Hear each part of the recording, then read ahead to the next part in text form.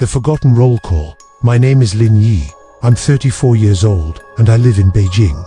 I work as a terrain surveyor for a company that specializes in editing satellite maps. Every day, I sit in front of a computer screen, zooming into remote areas of the world, marking the tiniest changes in the landscape: a dried-up riverbed, a new sand dune, or an abandoned village. I'm a rational guy, quiet, and I've never believed in ghosts or the supernatural. To me, the world is just data, measurable, mappable, and explainable through science. My parents told me I had a car accident when I was a kid, which wiped out chunks of my childhood memories, but I never dwelt on it. Occasionally, in dreams, I'd see myself sitting at a tiny school desk, my feet dangling without touching the floor, and the wind howling through the windows like children's whispers. I chalked it up to fatigue from long work hours. Everything changed on an ordinary morning a few months ago. I got an email from my boss. Check coordinates 39.5 N, 76.0 E. Old residential area, erased from administrative maps over 20 years ago due to population relocation. Confirm if any traces remain. Nothing out of the ordinary. The Taklamakan Desert is vast, swallowing villages whole, and the government often wipes them off maps to avoid confusion. I opened the satellite software and zoomed in. Endless golden sand, scattered dunes, and then a peculiar structure. It looked like an old school, half buried in sand. Only the rusted iron gate, a row of cracked classrooms, and a flagpole without a flag were visible. I cross-referenced the records. White Dune, no.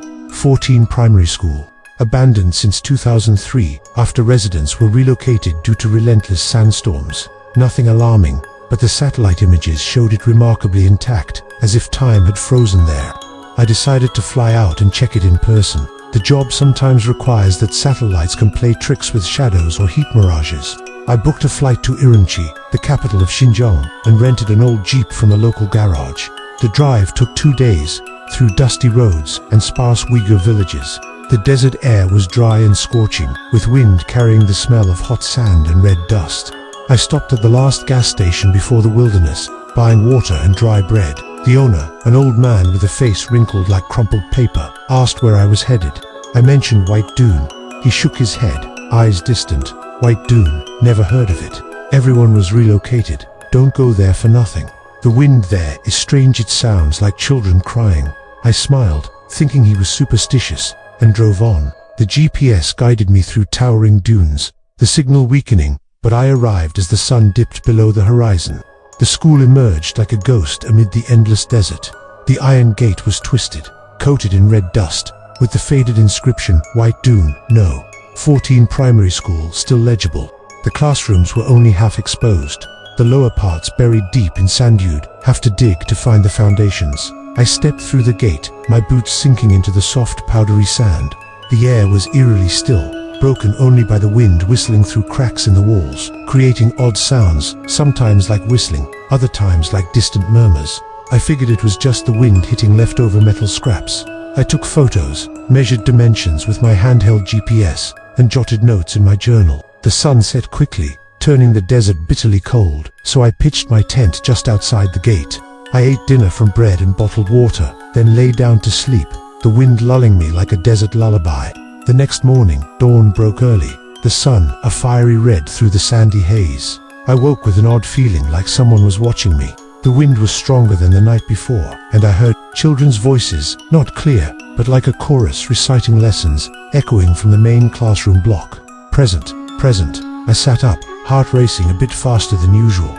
Just an illusion, I told myself, probably from the wind and travel exhaustion. I grabbed my backpack and entered the main classroom, the largest room, with shattered windows and rotting wooden desks scattered under layers of sand. And there, on the old blackboard covered in a thin dust veil, was a roll call list, written in white chalk, neat and precise, like a professional teacher's handwriting. Class 1A, morning roll call, October 15th, 2025. Below it, names: Ahmed, Fatima, Xiaoming, local-sounding kids' names, but interspersed were adults: Wang Li, 45, Zhong Wei, 32, even foreign ones like John Smith. I touched the board. The chalk was still damp, as if written minutes ago, but there were no footprints around except mine. No one here for miles in this desolate desert. I wiped the board clean with my sleeve, assuming some nomad or vagrant had played a prank. But how did they know today's date? I returned to my tent, noted it down, and decided to stay another night to observe. That evening, sleep was restless. I dreamed of sitting at that tiny desk, feet not touching the ground, surrounded by kids in outdated uniforms, their faces blurred in the dim light. A woman, the teacher, stood at the board, calling out, "Ahmed, present. Fatima, present. Lin Yi." I jolted awake, sweating profusely, heart pounding.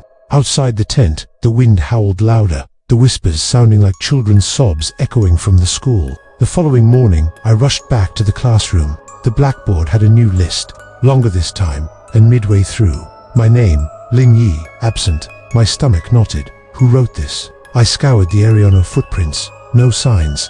The wind gusted through the door cracks. The children's recitation clearer now, like they were calling out names. I snapped photos of the board, wiped it clean again, and resolved to stay and figure this out. The job allowed flexibility, and curiosity had overtaken my rationality. I searched on my phone. The signal was weak, but satellite internet kicked in. Looking up White Dune, no. 14 primary school. Official records showed it was erased from maps in 2003 after a relocation incident due to sandstorms. No specifics, just a vague note. I dug deeper for the last teacher, Meng Yun. Archive entry. Meng Yun does not exist. No birth date, no photo, nothing. But comparing the handwriting on the board to a scanned old education report I found online, it matched 100%. Elegant, slightly slanted to the right, like a meticulous woman's script. Over the next few days, things grew stranger than I could imagine. Every morning, no matter how thoroughly I erased the board the night before, a new roll call appeared. Not just local kids' names, but adults from across China, Beijing, Shanghai, even Western names. I set up a camera to record the blackboard overnight. Battery full, continuous filming. The next morning, playback. Midnight, board blank, wind howling outside the windows. Then suddenly, no one visible, the list materialized, letter by letter. As if an invisible hand was writing, white chalk dust fluttered onto the board, forming names. Lin Yi, present today. I shivered, but tried to rationalize. Maybe wind carrying chalk residue from somewhere, forming letters by chance. But the script was too neat, too human. The unease built into real fear. The desert wind no longer just howled. It carried cries of children, laughter mixed with lesson recitals. I glimpsed shadowy figures in the classroom corners, small children, but when I turned, they vanished. I rummaged through the principal's office, a small room filled with sand and cobwebs, found old roll call ledgers from the 1990s, Meng Yun's handwriting, and in them, not Lin Yi, but little Yun, a boy, a faded photo attached. It looked like me as a child, black hair, big eyes. My heart raced. Had I lived here, relocated, then renamed after the accident? But my parents were from Beijing, never set foot in Taklamakan. I called my mother via satellite phone. "Mom, did I ever go to school in the desert? White Dune." Her voice trembled. "You're joking, right? You were born in the city. Accident at age 5. You just forgot. Don't think nonsense." But she hung up abruptly, like she was evading. The tension mounted. I barely slept, dozing only a few hours each night. Dreams sharpened. I saw Meng Yun, her face hazy in the dawn light, at the blackboard, calling students. The forgotten names, she whispered. They're trapped because they're not recorded. In the dreams, kids faded when their names were erased from the ledger. I woke and ran to the classroom. That day, the list was abnormally long. My name at the top, under first class, 1990, 1990. I was born in 1992. Why was my name more Little Yun there? I probed my lost memories. A flash-white desert, sandstorms blinding, roll call echoing.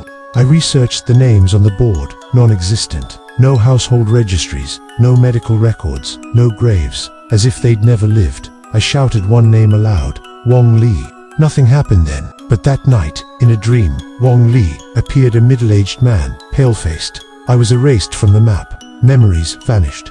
When your name is wiped, you cease to exist. He dissolved into sand. It dawned on me slowly. This school wasn't just an abandoned building. It was a ritual site. The roll call was a summoning ceremony. The blackboard a gateway between worlds. The white chalk like purified ashes of forgotten souls. The forgotten names, they were stuck here because when the area was wiped from maps, collective memory was erased too. No one remembered them, so they didn't exist. And me, my name appearing meant I was being pulled in. I'd existed here under another name, my childhood, stolen by the accident, perhaps a cover for forced relocation. I decided to end it. That night, I erased the board completely, especially my name, wiped it meticulously with a wet cloth, leaving no trace of chalk. Done, I thought. Tomorrow, I'd leave, report to my boss that nothing unusual.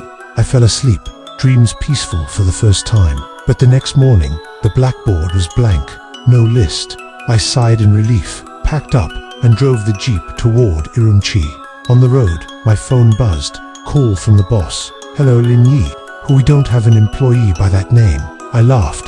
Boss, it's me, the surveyor. But he hung up, voice icy. Wrong number. I called my mother. Mom, it's Lin Yi. She sounded puzzled. Sorry, I don't have a son by that name.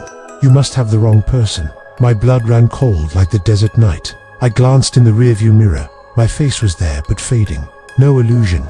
I stopped, opened my laptop to check satellite maps. My current position, not displayed, as if the desert had swallowed me, erased me from the data. I turned the jeep around, racing back to the school. Wind screamed, sand blinded the sky. Into the classroom, the blackboard.